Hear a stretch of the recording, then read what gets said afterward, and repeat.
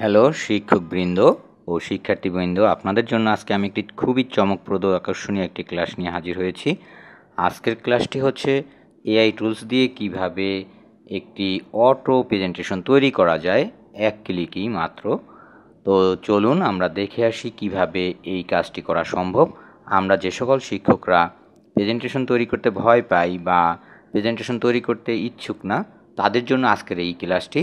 তারা অবশ্যই এই ক্লাসটি দেখবেন, তাহলে অবশ্যই খুব সহজেই আপনারা প্রেজেন্টেশন তৈরি করে ছাত্রছাত্রীদেরকে ক্লাস উপহার দিতে পারবেন।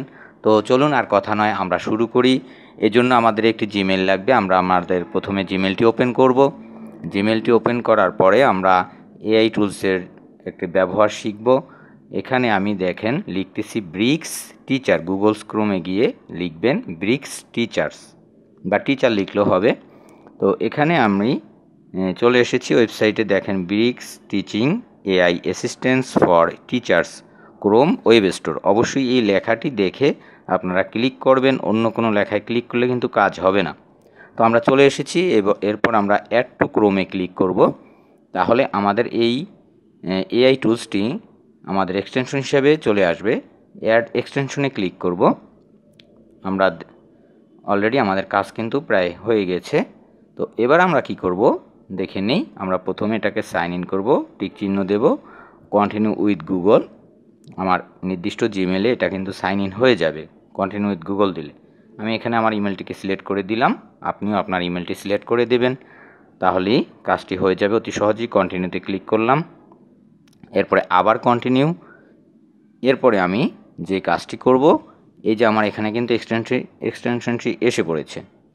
এখানে আমরা দেখতে পাচ্ছি এই যে ব্রিক্স টিচিং এআই অ্যাসিস্ট্যান্ট, এটাকে আমি পিন করে দেব। পিনে ক্লিক করব, তাহলে আমার এখানে এক্সটেনশনটি পিন আকারে চলে এসেছে। এবার আমি 9 ডটে ক্লিক করব, জিমেলের 9 ডটে ক্লিক করে স্ক্রল করে আস্তে আস্তে নিচে নামবো। এখানে আমরা একটি স্লাইড দেখতে পাচ্ছি, স্লাইডে ক্লিক করব।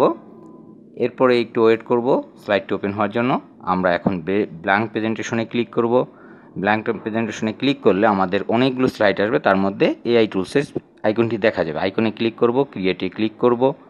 ক্রিয়েটে ক্লিক করার পরে আমরা দেখতে পাচ্ছি এখানে অনেকগুলো অপশন রয়েছে, তার মধ্যে ক্রিয়েট এনিথিংয়ে ক্লিক করে আমরা কাজটি করতে পারি, অথবা এখান থেকে যে কোনো একটি অপশন সিলেক্ট করে আমরা কাজটি করতে পারবো। তো আমি নর্মালি কাজটি করার জন্য কি করব, ক্রিয়েট এনিথিংয়ে ক্লিক করব, অথবা আপনারা এখান থেকেও ক্লিক করে কাজটি করতে পারবেন। ক্রিয়েট এনিথিংয়ে ক্লিক করলাম, গুগল স্লাইডে ক্লিক করলাম। এখন আমরা এখানে যে আমরা স্লাইডটি কোন আকারে, বাংলায় না ইংলিশে তৈরি করব, তো আমি বাংলায় তৈরি করব, তাই বাংলা সিলেক্ট করতেছি। এখন আমি আমার যেই বিষয়ের উপরে স্লাইড তৈরি করব সেই বিষয়ের কাজটি লিখব বা নামগুলো লিখব। যে ক্লাসের স্লাইড তৈরি করব সেখানে আমরা সেই ক্লাসটি সিলেক্ট করব। আমি এখানে নবম শ্রেণীর ক্লাস স্লাইড তৈরি করব, তাই নবম গ্রেড দিলাম। এরপরে কয়টা স্লাইড নেব আমরা সেই সংখ্যাটা নির্ধারণ করব। আমি এখানে 14টি স্লাইড নেব, তাই 14 স্লাইড সিলেক্ট করলাম। এখন আমরা এখানে দেখব যে স্লাইডটি ইমেজ সহ করব না ইমেজ ছাড়া। তো যদি ইমেজ সহ করি আমি উইথ ইমেজে ক্লিক করব, ব্রেকশিটে ক্লিক করব। এখান থেকে যে স্টার চিহ্ন এগুলো নেব না, কারণ এগুলো প্রো ভার্সন, এগুলা টাকা দিয়ে কিনতে হয়। আমরা প্রো ভার্সন ছাড়া ক্লিক করলাম, ফ্রেশে ব্রেকশিটে ক্লিক করলাম। একটু ওয়েট করব, আমাদের কিন্তু স্লাইড তৈরি হয়ে গেল।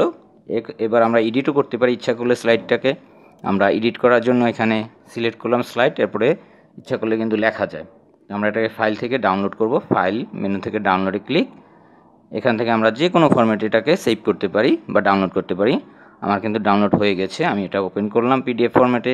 শিক্ষকবৃন্দোদয়, আপনারা দেখলেন কিভাবে অতি সহজেই এক ক্লিকেই স্লাইড তৈরি করা যায়, প্রেজেন্টেশন তৈরি করা যায় এবং শিক্ষার্থীদেরকে একটি সুন্দর ক্লাস উপহার দেওয়া যায়। তো আশা করি ভালো থাকবেন, সুস্থ থাকবেন। পরবর্তী ক্লাসের দেখার জন্য আমন্ত্রণ রইল। আল্লাহ হাফেজ।